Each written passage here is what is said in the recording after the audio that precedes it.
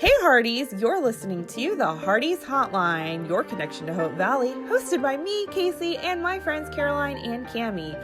A special thanks goes to our friend Brian Bird for letting us use the music on our show. Without further ado, grab a scone from Abigail's and enjoy.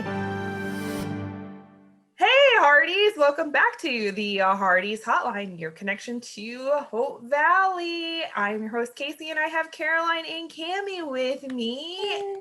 The team's back together again in full. We're back. And guess what, you guys? It is an exciting day because it's December 2nd. Woo! We through this year almost.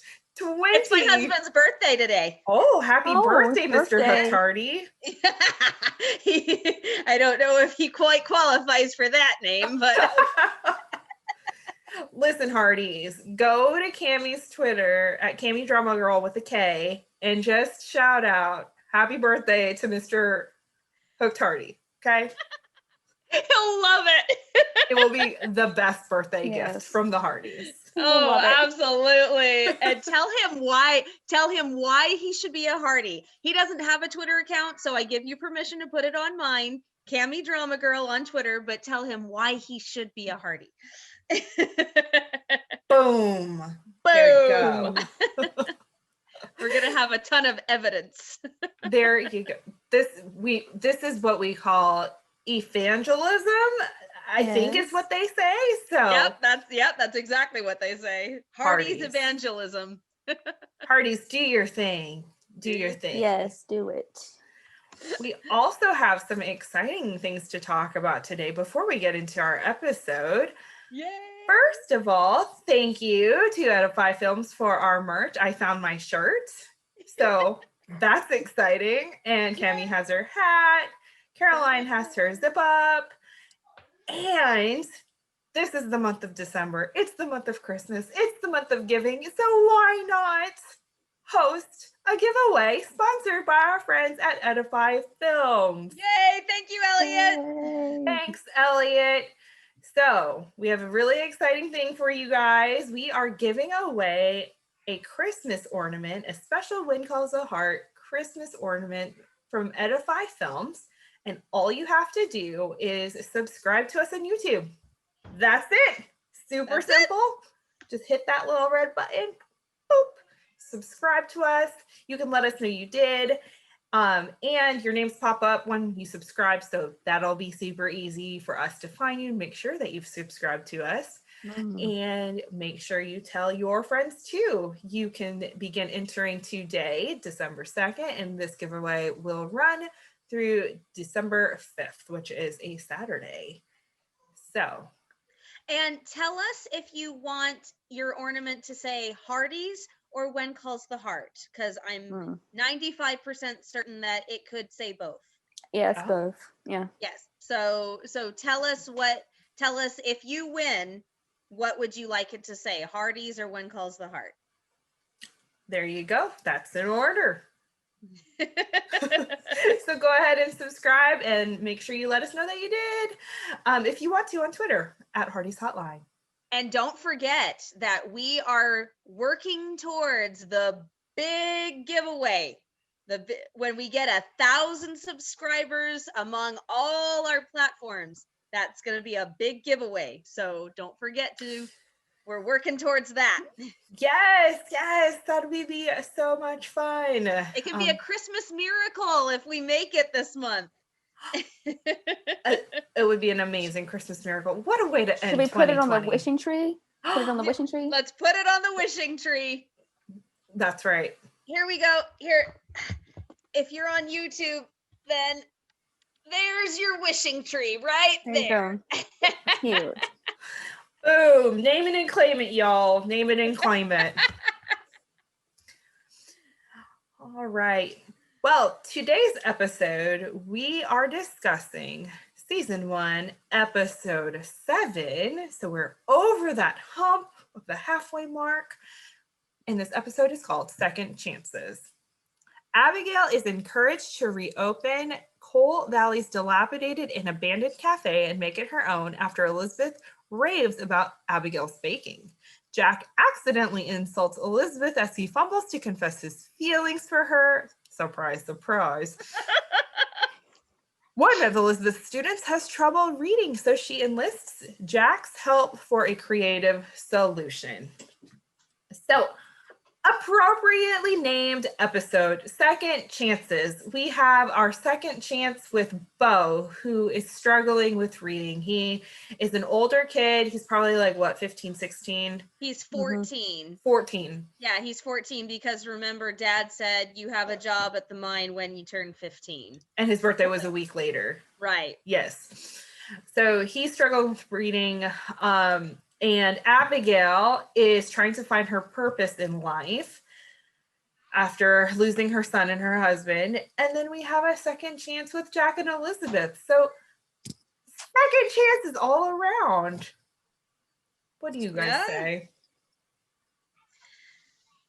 I can only imagine what it would be like to be in Abigail's situation, to not to lose the opportunity of being a mom and a wife in one fell swoop. Mm-hmm. I mean, can you imagine that? Both things being completely taken away from you in a snap. Yeah. And so, I mean, I don't blame her at all. What is my reason for getting up in the morning? And she needs a second chance at life. She needs a good cause to be able to get herself up out of bed and to be able to enjoy life again. And then I just love Bo. I mean, Bo is just such a sweetheart of a kid. I was watching it. I was watching it again, for this, and I was just blown away by the wide-eyed sweetness. I mean, Connor did such a fantastic job with this part. He did. Oh, so sweet. Yeah. And the Jack's and Elizabeth storylines made me laugh again. I was like, oh, bless his heart, Jack. So like I forgot about like all like the like foot and mouth parts like that happened during this episode, and it just made me laugh. I'm like, dude, just quit while you're ahead. And stop talking.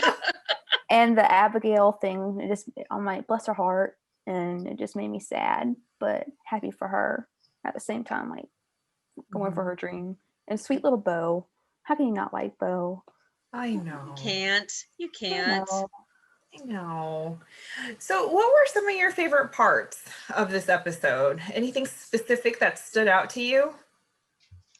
I love when Elizabeth finds out Bo's talent for making models. Just her wonder and awe. Did you make these from scratch?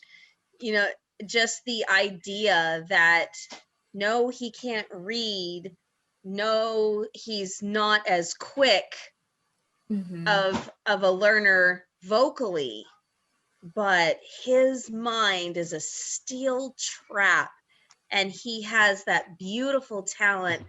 And oh man, I'm gonna cry. When Carl, Bo's father, asks him, "What's this? Yeah. What does this say?" Oh my gosh. That's what it all becomes clear. That's why he was so scared, because he didn't know how to read. He's probably dyslexic. Right. And just the reverence that he touches those figures that Elizabeth made. And just, oh my gosh, it was so powerful and so meaningful. You could instantly feel the bond between father and son just clicking. So the line that was very moving to me, and I wrote it down, is when he says, "I can see now, Pa, they finally make sense." And then I wrote tears. Oh yeah. Gosh. It when I was watching this episode, and when I was watching poor Bo be bullied by James yet again. Oh my gosh. James! James! Go- What a, James! He needs to come to Jesus meeting. I know. Put him in the corner. He needs to be in the corner, yes. Oh. But we know that Bo hasn't been in school for a while because his teacher basically said he's dumb. Essentially, is what they said. He's You're too slow to learn. Yeah, you're not, basically telling you you amount to nothing because you can't read and you're a teenager, and and I've got to say, my heart went out to him because there's a moment where he looks at Emily and Emily's like, the cat ran fast. The fast cat ran. And he's like, this little kid can read and I am struggling and I don't know what to do about it. With the exact same sentences. And she's when like, she moved up and you saw his face, I'm like, and Elizabeth looking at him, I'm like, oh, that made me sad. You can tell that Elizabeth is struggling to, to praise Emily and to encourage her, but trying to hold back for Bo's sake. It just that is a tough situation to be in. Yeah, for sure. I had trouble like reading like when I was younger, and like I had dyslexia, and but it was different, of course now with like so I understand with Bo, and it made me sad, but I wish I had a teacher like Elizabeth that would work that extra hard, just for me, So when I was in the 6th grade, my gym teacher, he realized what a struggle my left side, my left hemiplegia was. And every Friday, I looked forward to Fridays every day in the 6th grade because every Friday he would do a special weight training exercise session, just the two of us, to help my left side get stronger. And he took, my dad told him about the problem so I wouldn't be able to do all of the gym exercises like all of the other kids, and he took it and ran with it. It was such a wonderful gesture to that he would take the time to understand that I couldn't do everything physically, and so he was going to help me get stronger. It takes that one teacher just to keep pushing, so teachers are God's gift to the world. They sure are. Yes, indeed. And I mean, even just adults with kids, if you're working with kids or anything, you're so important. Because I work with a lot of children at our church, sometimes with their memory verses, and there are some kids that get it really fast, and there's some kids that are struggling. And it's sometimes I have to take a step back because how I grew up, it was like very like, you got to get it now, Casey, let's go. So when I'm working with these kids, I have to step back and go, okay, you gotta chill, Casey. Take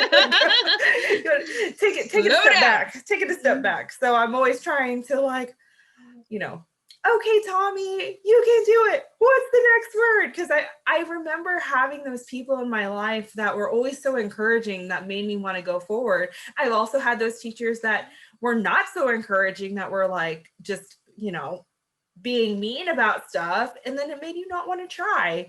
And exactly. Like words are important, especially with our children. Yeah, very, very much.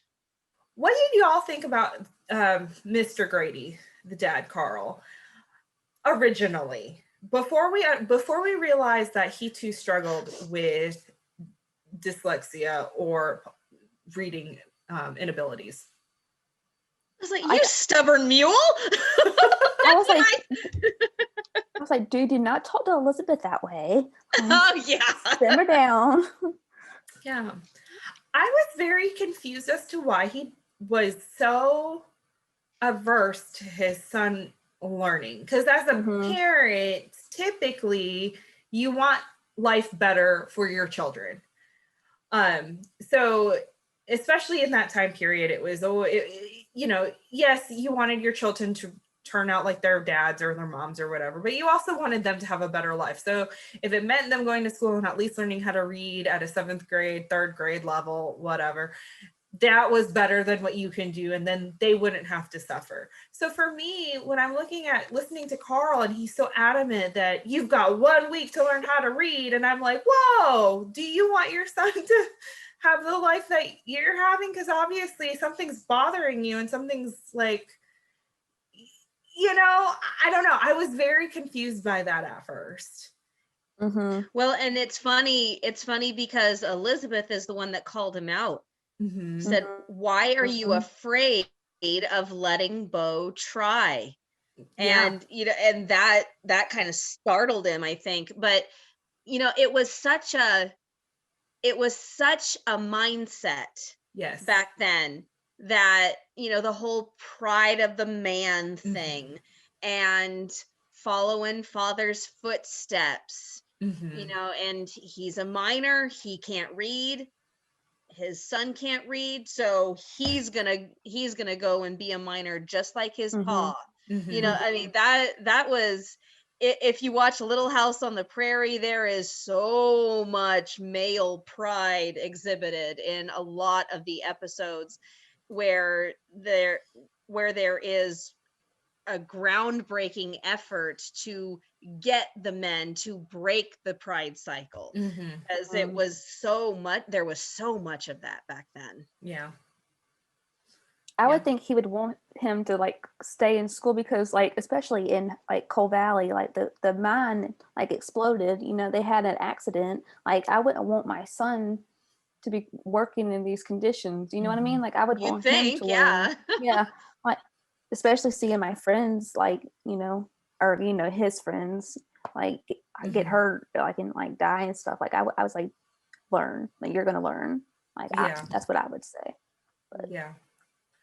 Yeah, it was an interesting turn of events for sure for Bo once Elizabeth discovered the correct method for him, because it was a trial and error thing.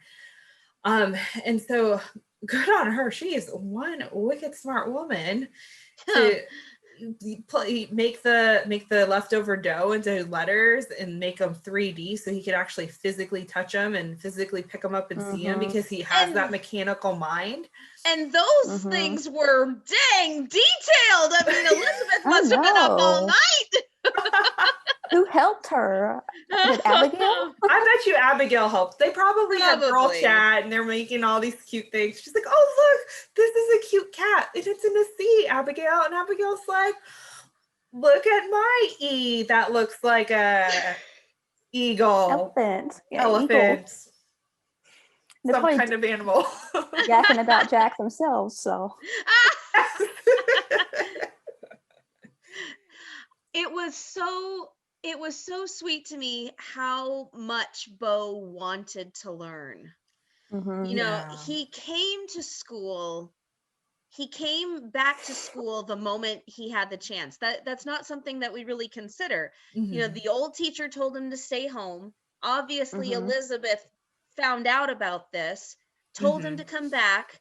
He could have very easily just said, no, not worth the trouble. Right. He came back. He was so eager to learn. When she comes to his house, he says, if this is about my homework, I'm so sorry. I promise I'll have it done by tomorrow. And then she puts she puts those fears at ease. And then he says, what kind of test? Don't worry, Bo, it's nothing you have to study for it. Okay, if you think I should. Just that wide-eyed trust and just the innocence and the beloved nature that he had for learning and the love he had for his teacher, so much that he trusted her with that very difficult aspect of his life. It's just And then I love Connor in this role. And then he said he wanted to be a teacher, and like, you're so sweet. That was adorable. That was precious. The other thing that stood out to me in this storyline with Bo is when Elizabeth realizes that Carl is also illiterate. because when you see them there, she's behind them, and the dad's in wonder, and he's looking and he's picking up all the letters and all the he's asking all of these questions, and he too becomes almost very childlike at that moment. Oh, completely. And the wife is just, she's just marveled at this revelation.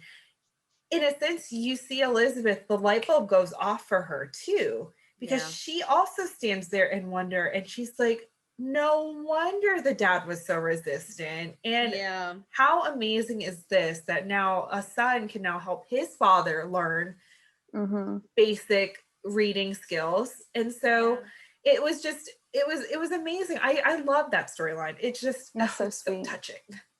You've never heard a father say cat so profoundly, it's just so sweet.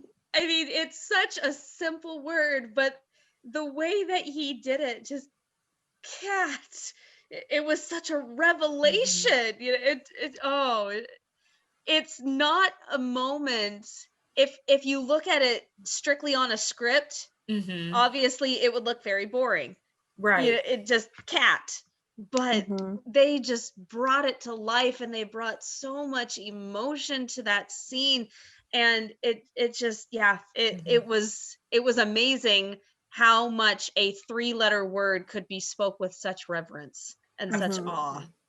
Absolutely. Kim Byer-Johnson wrote this episode, so fantastic. We loved it. Fantastic job. So another storyline of second chances is Abigail. Oh, going up against them. It's Christmas time. She's going up against the Grinch of the town. You're a mean one, Mr. Gowan. Ooh, that could be a great parody for season 1 Christmas. Christmas time. Do it. Okay. I'll see what I can do. Too fun. Well, Abigail, she is convinced by Elizabeth in sort of a really weird way. Elizabeth is ranting about Jack and also stuffing her face with scones because she's angry. She's hangry, y'all. She is hangry ranting, because what else do we do when we are mad at a dude for being insulting? We rant to our friends and we stuff our mouths with something. Cookies, brownies, Cheez-Its, goldfish, chips, milkshake. Oh, milkshakes are good. Oh yes. Good. Yeah. With fries dipped in it. Yes. You're just angry eating.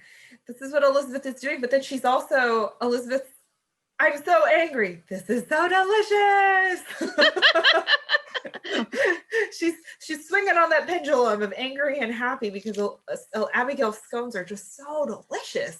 Well, Abigail gets this notion in her head that she is going to buy the old cafe and revitalize it. And in a sense, what did you think about Abigail keeping this a secret for a while? I didn't really understand what the big to-do was about that. Like, why keep it a secret? And like, I just don't like. And why did Jack, like, why was it like, why didn't he tell Elizabeth? You know what I'm trying to say? Like, why did he walk away from Abigail when he brought her to the cafe? I was just wondering why he didn't say anything to Elizabeth. Oh, well, I think it was in his story to tell. Yeah. That's true. I guess in my mind, it's almost like not telling people right away about a pregnancy. That, in case something happens, in case everything doesn't turn out all right, you don't want to have to go back and tell everybody all over again that it's not happening. Right. So, I mean, maybe it's something like that it's a big, because it's a big to do.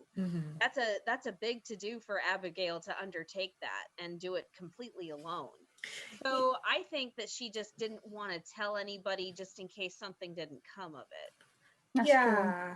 And the other thing too, you make a good point equivalating it to a pregnancy. It could also be this has nothing to do with pregnancy, but it could also be the fact that she didn't want to be talked out of. Yeah. Mm. Yeah. Like, maybe Floma would say, Abigail, what are you thinking? You know that you can't open a cafe. You have no money, or Right. just Or like somebody could call her Gowan. out, talk her out of it. Because Mhm. she's already going up against Gowan. So let's go Right. there. Let's Yeah. go there. Let's grouse about Gowan. You all know it's been a while since I've seen season 1, and there's been a lot of redemption with Mr. Gowan because he's now a gruffish kind of kindish man now at season 7. However, I love your adjectives. Gowan, I forgot how evil he was in this season. Has her sign it over, and then says it'll never work. And then he said, "You put up such a fight." I'm like, dude, not your place. I was like, and then he wants 75% of the profits. Yeah. Dude, No. You're not doing anything. 50-50. 50-50 and her house. He's definitely getting a very sweet deal. He is, just to be a bully in town. Oh my gosh. He was darn right evil, man. I couldn't believe it. I was like, this Gowan is the one from season 7? What? Yeah. We're all Martin. By the way, happy Martin. birthday, Martin. It was just a few days ago. So that's true. Happy belated birthday, Martin. Fantastic we job. We do love you. People. We do. We love you. We just don't love season 1 Gowan. Well, Abigail is slaving away at making all the fixes and trying to fix all the leaks and everything. That's the other thing. She could have gotten help. Mm-hmm. I mean, all of those people, if they found out that she was trying to revitalize the cafe and bring it back, they totally would have come to her, just like the community has done. Yeah. They're not as community minded right now as they are in later seasons, but they still help each other and they still are there for one another. And I bet you that every woman in that place would have come with a scrub brush and a bucket, would have happily started scrubbing the walls and the floor, and would have been sewing curtains. And that way she wouldn't have had to do it all by herself, because I mean, the women probably weren't crazy about the saloon being the only place to eat something besides their homes. Right. And I am betting you anything that if she had told people about it, that they would have come in droves to help her out. I kind of wonder if she also did this kind of solo to show that she can do it. Yeah, show that she can do it and kind of take a step back, because one thing that we find out, Abigail has always been the strong one. Abigail is there for everybody. She's there for Carla. She's there for Kat. She's taking care of everybody. But she never asks anybody to come and be there for her. No, she doesn't. But now that everything's kind of settled, it's been several months since the accident. Things are starting to be in a routine, and now it's finally hitting her that she really doesn't have a son anymore. She doesn't have a husband anymore. And I kind of wonder if it's that cycle of grief that she's going through, and that she's realizing, if I stay idle, it's not going to be good for my brain. And I need to be doing something to keep my mind off of the past that was so horrific and that was so devastating in my life. I have to find something to go forward, because at this point, I mean, no random kids are going to be showing up, at least not that she thinks anytime soon. Right. She's got Elizabeth, but Elizabeth is starting to figure out the ways of a woman on the frontier, and she's teaching, and she's got her own things going on with Jack or whatever. So Abigail's kind of left to her own devices. And I kind of wonder if she kind of did that to re-examine her life and re-examine herself and what she wants to do going forward. Because one of the most profound statements in this episode is when she says, I'm no longer a wife, I'm no longer a mother, I'm just struggling to find my purpose now. And that's the first time that we've seen her so vulnerable with anybody. We don't see that a lot from Abigail. No. I love that scene. It was so powerful. I'm like, poor Abigail. But this episode ends up happy despite Gowan's threats and his meanness and Abigail's struggles of finding her way in life and her future, because she turns on that stove and everyone comes a running. I love that scene. I love that scene. Miles comes in all by himself. I smell cookies. She gives them to him on the house, which I hope he didn't tell anybody. Mrs. Fiat's giving away free cookies. Come on, guys. I mean, I would go. I would go. Oh yeah. And then she comes out and she just thinks, oh, sweet little Miles is trying to make me feel better. And then, whoa, just that incredibly long line. Yeah. All these people. And like you said, the community showed up just as they did and just as they always will. Exactly. The community showed up for her. I mean, yes, her cooking is famous, but I'm betting that they would have showed up anyway. Absolutely. Absolutely. That little flirty scene with Jack and Elizabeth. I'm like, I see you. Like, that was cute. And that's a great transition to our final segment before trivia. It's back, you guys. Yak About Jack is back, because there's a lot to yak about, because there's a lot of Jack in here. So, second chances for Mr. Jack Thornton and Elizabeth. I've got to say, a closet. Yeah, I've got to say, I was like, I thought we've moved past Billy Hamilton. Apparently, we're still hoarding these feelings inside our hearts. I wrote a blog. I wrote a blog a while back saying the top 10 times I think that Jack flubs his words, and a lot of them came from this episode. I'll see about putting that one in the comments. He just kept going, like he just kept digging himself a deeper hole. I'm like, my word. just close your mouth, dude. Just close it. Yeah, it was kind of like, hey, Jack, do you want me to hold your shovel for you? Because the way she looked at him, like, what did you just say? Now, okay, she did not help him out in the saloon that first time. Oh, no, she did not. He was trying. He was trying, and she made it very, very difficult for him. But before that, we have the infamous skunk, bear, deer conversation. It's where the whole nickname thing came from. But, I loved what Abigail said, because even though she's dealing with her own stuff right now, she still has words of wisdom for how Jack should handle this situation. And it's, don't approach her as a constable, approach her as a man.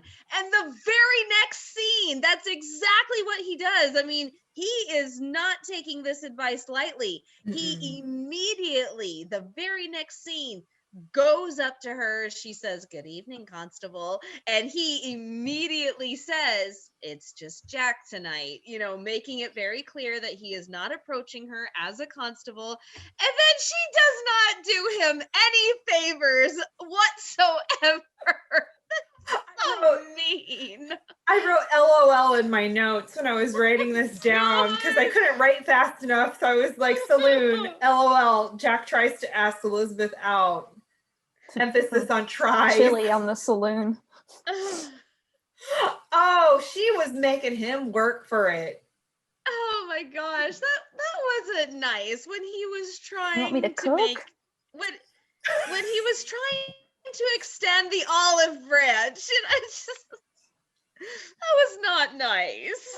No, I felt bad for him. And she gives him that whole line about, oh, Friday's the night I'm going to be cleaning out my closet. And so he's flabbergasted, he is flustered, and he's bumbling, and he wants to stop.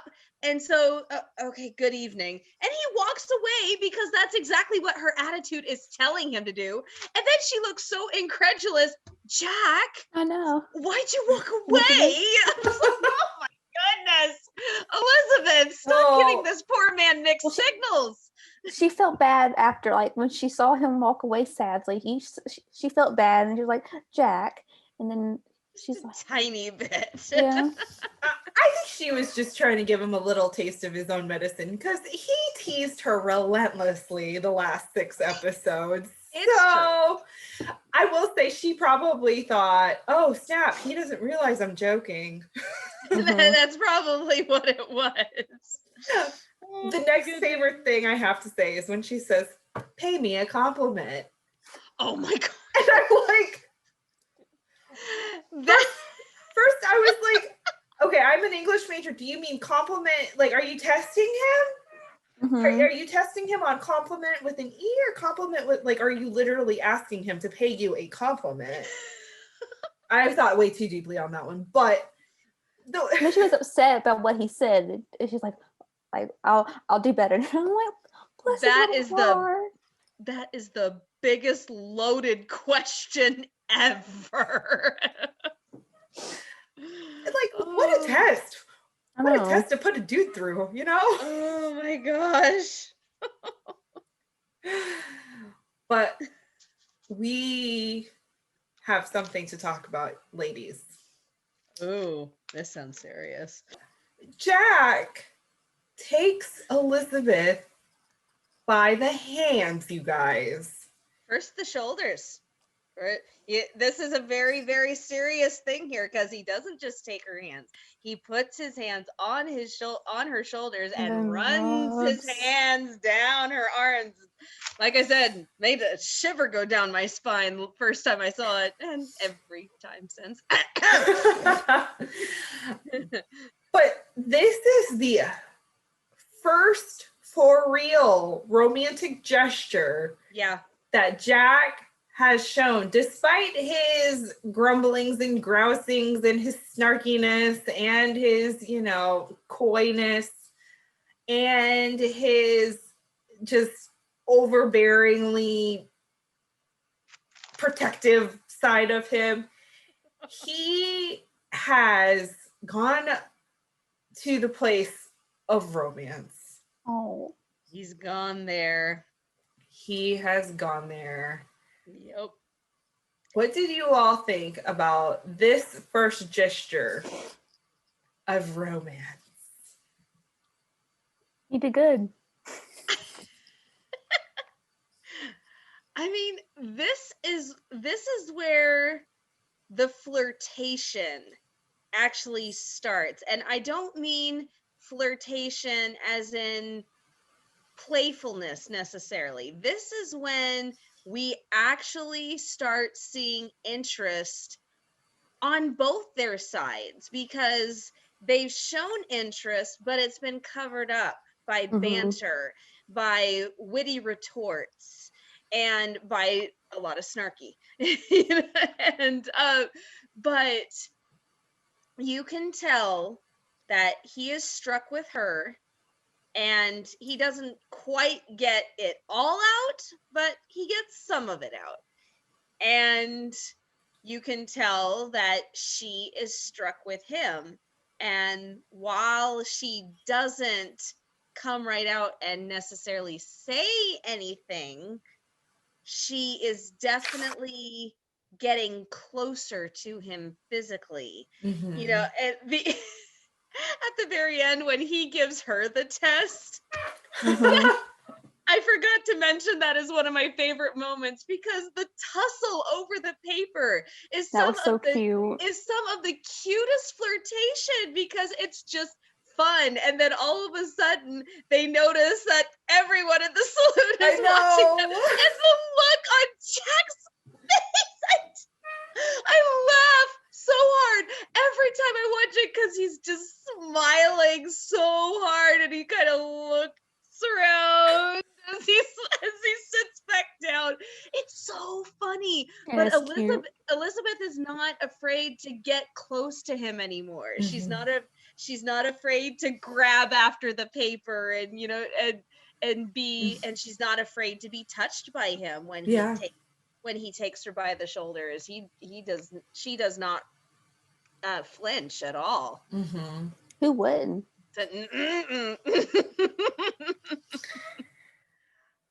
You have to give credit to Abigail because she's the one that told Jack to treat her like a friend. To approach her as a man, and that's brilliant advice. And the fact that he took it instead of, I mean, he took the advice of giving honey instead of vinegar, but that also kind of backfired. Mhm. And he didn't quite. I mean, he kind of did it, kind of didn't. Mhm. And so, but this time he did it. He did it for real. Mhm. And he asked for a second chance on asking her out to dinner, which sets up a couple episodes later very nicely. Better than chili and beans in the saloon. So much better. So much better, but we will get to that in a couple of episodes. Yes, we shall. Before we wrap it up, did you all notice any other Easter eggs in this episode? Let's see. As in from the pilot movie? Actually, more like foreshadowing Easter eggs, like the Easter bunnies dropping eggs for us to catch later. I mean, because I found the whole Adam Miller storyline. Mhm. Yes, there's actually a deeper Easter egg within that storyline. Okay. I don't know if you all caught it. Let me see. The Jack gets a red robin, the baby birds out of the flue, so that they can light the stove again. My Adam fixed everything like that. My daddy's the best miner in town. He comes home tomorrow. We're never letting him go. Okay, I'm stumped. Okay.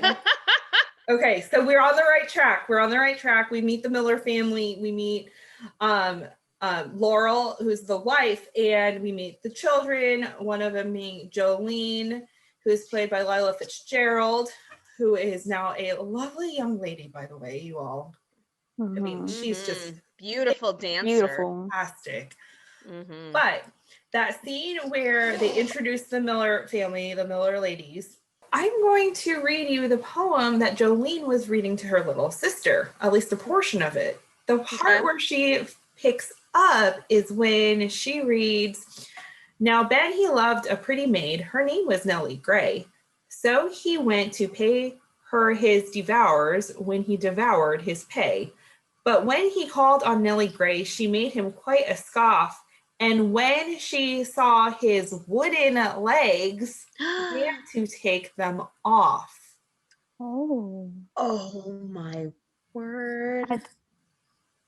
I didn't catch that. I love that. I did not catch that either. I know. I've seen this episode 100 times and I caught it just this last time because I was looking for trivia. Right. But holy. Seriously, what a fantastic foreshadowing of what is to come. Yeah. Oh my gosh. Kudos to the writers once again. Again, perfect segue into the next episode because these episodes have these, 2 episode arcs where they're always like a thing or always connecting the next two, you know? Yeah. So, I mean, at first it was a little random to be introduced to this yet a new family that we've never really seen before, never really seen the kids in school before. But then you have these little inklings, like, you know, with the father being gone because of the mining accident, you have these tiny little nuggets that are just sprinkled throughout. Oh, my word. Yeah. And how well do you have to know literature to even know that there would be something out there like that? Right? You know, I mean, that's that an obscure little poem. Yes. I've never heard this poem before. It is called Faithless Nellie Gray by Thomas Hood. Does it say what year it was written? Well, let me just Google it. Well, he lived 1799 to 1845. So that kind of tells you about the time period he might have written it in. Yeah, absolutely. 1800s sometime. Mm-hmm. So yeah. Fun fact, Hearties. Wow. Love that little nugget. Well, on that note, since I mentioned trivia and we've now set you up for the next episode, here we go. Lay it on us. All right. We're going to start off easy. Oh, good. What did Jolene name her baby bird? Jack. Yay! After the red feathers. After the red feathers. Here's another fun trivia question that I think is maybe a continuity issue. What day did Abigail acquire the cafe? Oh, man. Day, month, and year it was signed. You saw it when she signed the paper with Gowan. I looked at the top of the paper, but I didn't look at the bottom. I never looked at the bottom. Shoot! Yeah. Look at you, Casey. I'll give you a hint. It is close to one of our birthdays. Okay, well, it's 1910. And it's give or take about 90 years. May 30th. May 27th? May 12th. Oh. It is not close to your birthday. That's it is. Listen, girlfriend here celebrates Casey's birthday all month long. Oh, May 1st through 31st is Casey's birthday month, okay? Oh my gosh. It's closer to y'all's birthday. Caroline's is October and yours is August. So, I mean, you know. All right, point taken. May 12th. I'm so happy you all remembered my birthday was in May. I mean, yes. Okay, next question. Okay. What time was on the clock before Elizabeth went out to look for Abigail? 10:40. Oh, that is correct. I looked and I paused it. So, the next question. Where did Jack put the baby birds he rescued from the millers? In the oak tree by the well. Yeah, the tree. Yes, that is correct. How much of the profits did Abigail offer originally? 25%. 25%. Yeah. And last question. Who did Elizabeth write to about Beau? Dr. Hinshelwood. Dr. Her favorite Hinshelwood. professor. That's correct. Way to go on trivia, you guys. Yay. You got us with the one. You got us with the date. I did. Listen, episodes are really hard to find. I mean, there's a balance between, do we want to go like 100% obscure, or do we want to give these little nuggets here and there that you would have to actually be looking for to find? Right. It's not like buried under something. Right. Yeah.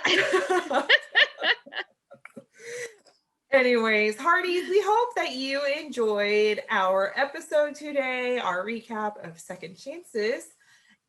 And next week, Cammie, would you like to share your special episode? Yes, please. I was given an amazing privilege. I got to have a chat with Mr. Adam Miller, Chad Willett himself. He comes on the podcast and talks to us about the role of Adam and everything he put into it and what the days were like with just him and Dan on the set. It's fantastic. That is super exciting. We are excited to have Chad on the podcast. And it was a whirlwind of events, you guys. And so it was just Cammie and Chad. So Caroline and I will not be here on the episode next week. But it just happened so perfectly. Like the timing of it and everything was just so amazing. So well, and I gotta tell you guys, Hearties, I say this in the episode, but the first time I ever saw Chad on a Hallmark movie was in 1995. I was a kid. He was 18 or 19 maybe. And he was fantastic even then. And I was living in Central America and we got American television, thank heavens, but I was going through some rough times, and that movie that I saw him in, I had it totally memorized. And it got me through a lot of hard times when I would come home really frustrated and upset from school. A lot of times I would turn on this movie and it would make me feel better. So talking to him, it was called Annie O. The Hallmark in the 90s did this whole series where they took famous historical stories and famous literature stories and turn them into modern teenage stories. So my favorite one was Romeo and Juliet. They turned it into Ronnie and Julie, and because it was Hallmark Entertainment, they gave it a happy ending. There was Robin Hood. They changed it to Robin of Locksley, and Locksley was an all boys academy. And so Annie O was the story of Annie Oakley, and they made it into basketball. So Annie was a girl who was really, really good at basketball, but there was no girls' varsity basketball team. And so the coach let her on the team with the boys, and on the team was the best member of the team, Wild Bill Harper, played by Chad. And the two of them fall in love. It's just a sweet, cute teenage romance. It's adorable. Yeah. And basketball, how brilliant, because that is so Oakley good. Was good at her shots. Yes, exactly. So, but yeah, I mean, watching that movie in 1995, I mean, can you imagine me telling my 11-year-old self that, oh, by the way, in 25 years, you're going to talk to that guy? It's just like, whoa! That's he cute. He came up on the screen and I just went, oh my gosh, I'm talking to Chad Willett. So fun. Well, Hearties, you have a lot to look forward to. We are going to talk to Chad. We have our giveaway. We'll do his episode. Then we'll have another guest. Yeah. And we'll save that for later. But yeah, we're going to have so much fun this month, and we will see you all on the interwebs. So make sure you tell your friends to subscribe to us on YouTube, enter our giveaway, and let us know what you think about this episode. We will see you back next week with Chad. At least Cammie will, and Caroline and I will see you on the interwebs. Yep. Bye. Merry Christmas. Merry Christmas. Merry Christmas.